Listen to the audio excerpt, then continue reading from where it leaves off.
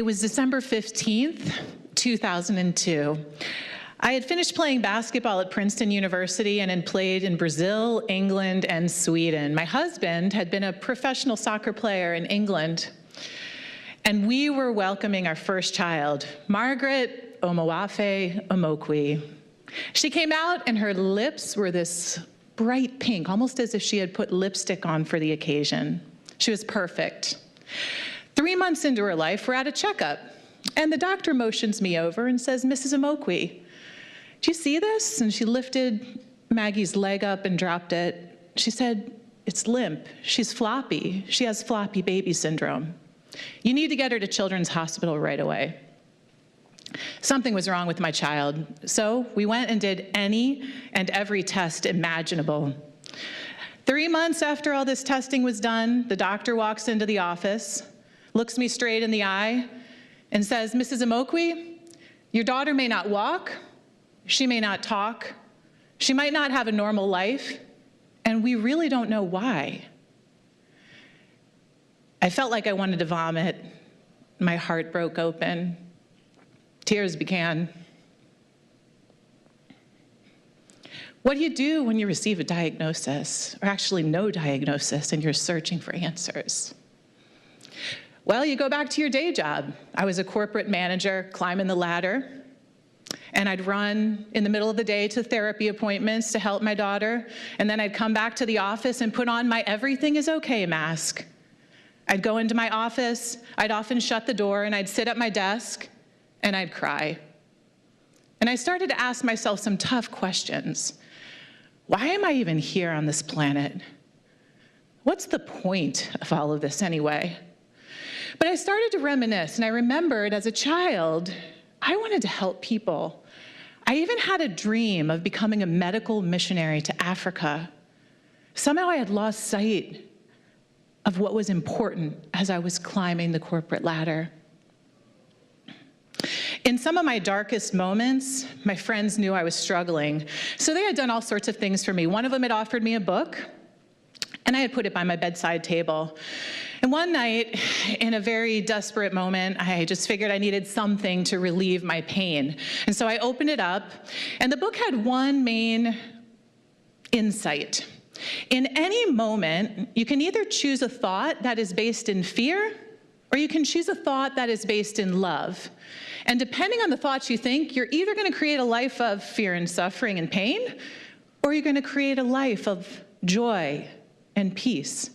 So I started looking at myself, and I saw I was suffering. And then all of a sudden I realized I had been focused intently on what was wrong with Maggie.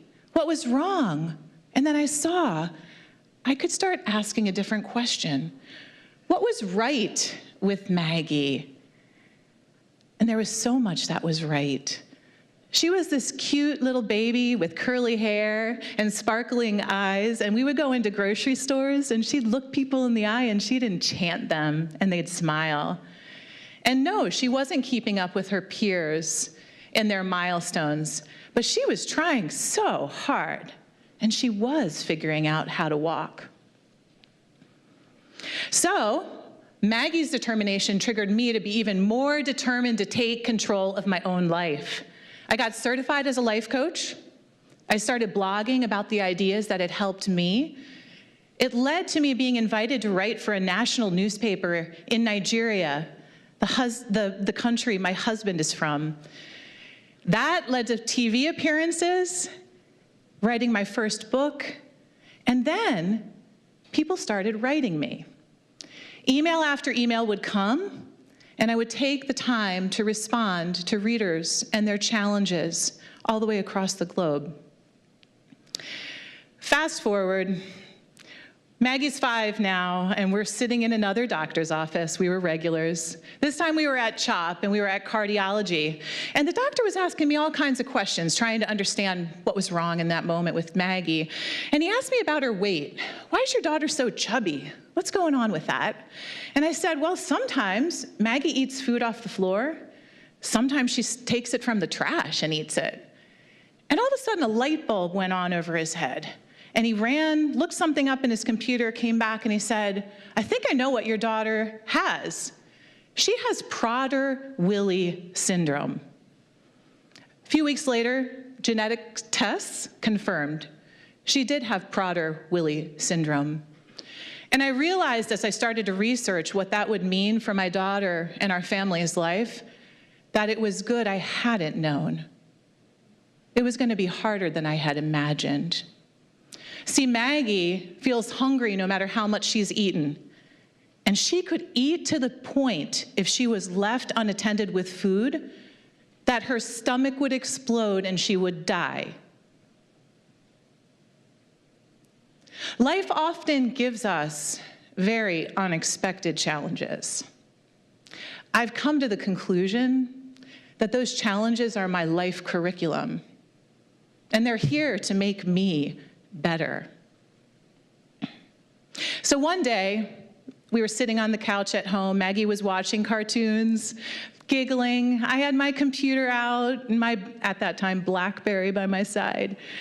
And I was being contacted again by someone in Lagos, Nigeria, a struggling mom facing dire economic circumstances, having a hard time feeding her kids, wanting to find hope, wanting to find a way forward.